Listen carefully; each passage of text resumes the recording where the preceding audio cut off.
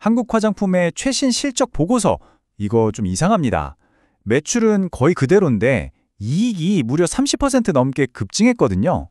어떻게 이런 일이 가능할까요?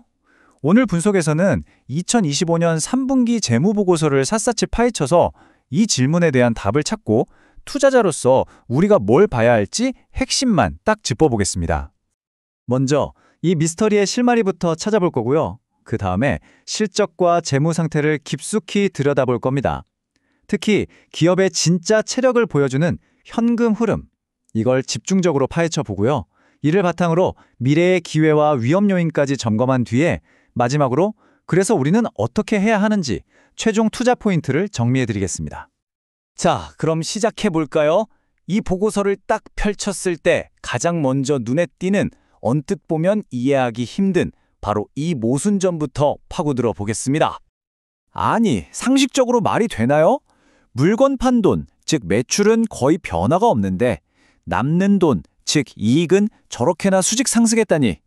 이게 바로 오늘 우리가 함께 풀어야 할 가장 큰 숙제입니다. 자, 이 미스터리를 풀 단서는 바로 손익계산서 안에 숨어 있습니다. 한번 같이 열어보죠. 이 표를 보면 정말 극명한 대비가 보이죠? 보세요. 3분기 매출은 작년에 비해 아주 살짝 2.5% 줄었습니다. 그런데 영업이익은 무려 33.4%나 급증했습니다. 이상하죠? 이 마이너스 2.5%라는 숫자, 이게 바로 나쁜 소식이라고 할 수 있겠죠. K뷰티 시장의 경쟁이 얼마나 치열한지 보여주는 대목이거든요. 성장이 일단 멈췄다는 신호니까요. 하지만 바로 이게 반전입니다. 진짜 좋은 소식이죠. 플러스 33.4%? 이건 그냥 숫자가 아닙니다. 회사가 정말 허리띠를 졸라매고 알뜰하게 살림을 잘했다는 아주 확실한 증거예요. 그러니까 핵심은 이겁니다.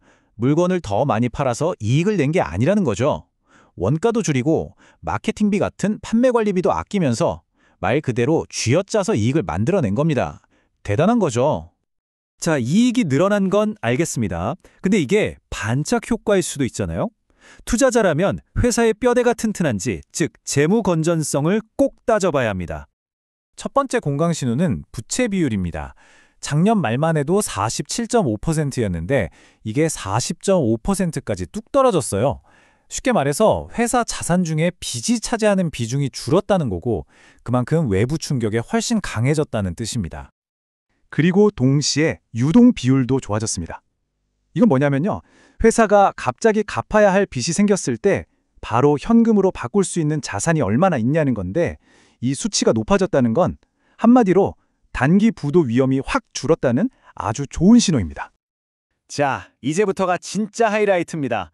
어쩌면 오늘 분석에서 가장 중요한 부분일 수도 있어요. 회계장부상의 이익이 아니라 회사의 금고에 진짜로 쌓이고 있는 현금에 대한 이야기입니다. 이 그래프 좀 보세요. 정말 놀랍지 않나요?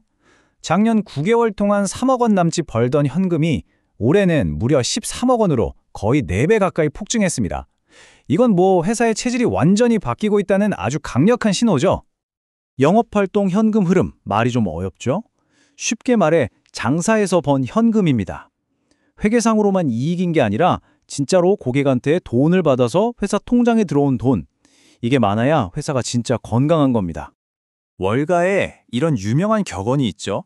이익은 의견일 뿐이지만 현금은 팩트다. 오늘 이 상황에 정말 딱 맞는 말 아닙니까? 이 폭발적인 현금 증가는 손익계산서 숫자만으로는 절대 알 수 없는 이 회사의 진짜 속사정을 보여주는 겁니다. 더 중요한 건 이 현금이 어디서 갑자기 똑 떨어진 게 아니라는 점이에요. 보고서를 꼼꼼히 뜯어보니까 외상으로 물건 주고 돈 받는 기간을 확 줄이고 창고에 쌓아두는 재고도 줄이는 식으로 아주 근본적인 사업 체질을 개선해서 만들어낸 현금이라는 거죠. 자, 이렇게 재무 체력을 탄탄하게 다졌습니다. 그럼 이제 한국 화장품은 훨훨 날아오를 일만 남았을까요? 앞으로의 기회는 무엇이고 또 어떤 위험들이 도사리고 있는지 한번 짚어보겠습니다. 모든 투자에는 동전의 양면이 있죠. 이 회사가 가진 강력한 무기는 무엇이고 K뷰티라는 정글 같은 시장에서 마주해야 할 현실적인 위협은 또 무엇인지 우리 냉정하게 한번 따져봅시다. 일단 기회 요인을 보면요. 덧셈이나 산심처럼 이미 시장에서 자리를 잡은 브랜드가 있다는 게 큰 힘이고요. 특히 돈이 되는 주름 개선이나 미백 같은 기능성 화장품 개발 능력도 갖추고 있습니다.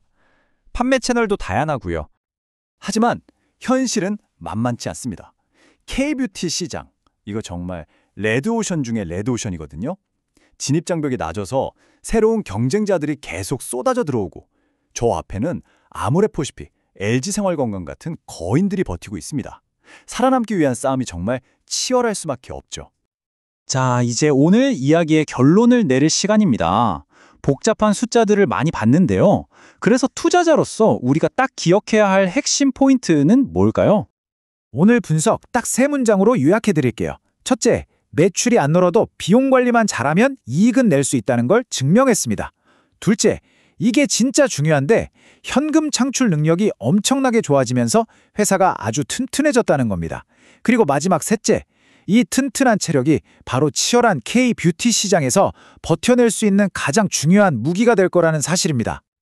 그래서 마지막 질문은 이겁니다. 한국 화장품, 일단 수비는 정말 완벽하게 성공했습니다.